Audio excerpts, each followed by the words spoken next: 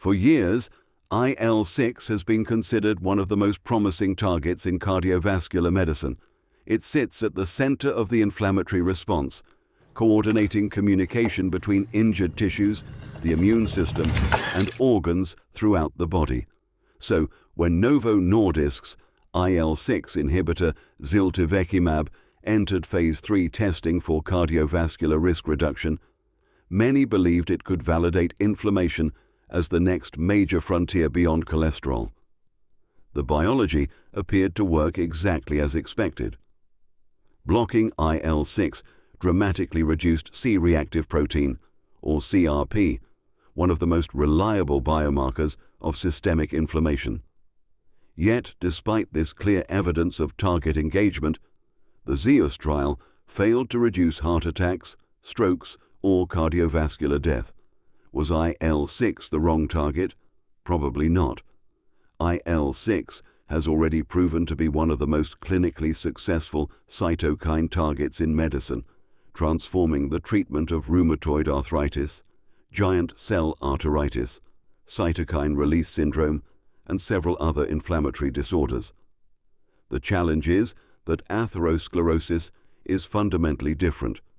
It is not driven by a single inflammatory signal, but by an evolving network of interacting pathways involving lipids, endothelial dysfunction, innate immunity, adaptive immunity, oxidative stress, and multiple cytokines.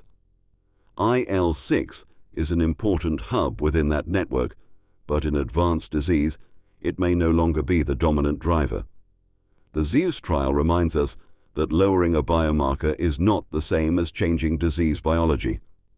CRP is an excellent reporter of inflammation, but reducing CRP does not necessarily extinguish the processes responsible for plaque instability and thrombosis.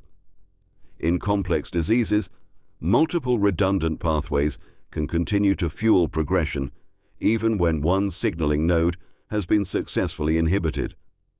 This is the direction precision medicine is heading.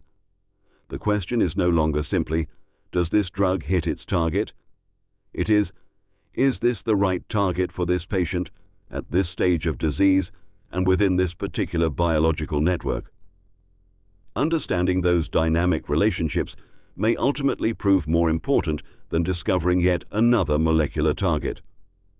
The future of precision medicine lies not in treating molecules in isolation, but in understanding how they interact across an evolving biological system. Sometimes, a negative clinical trial doesn't invalidate the biology.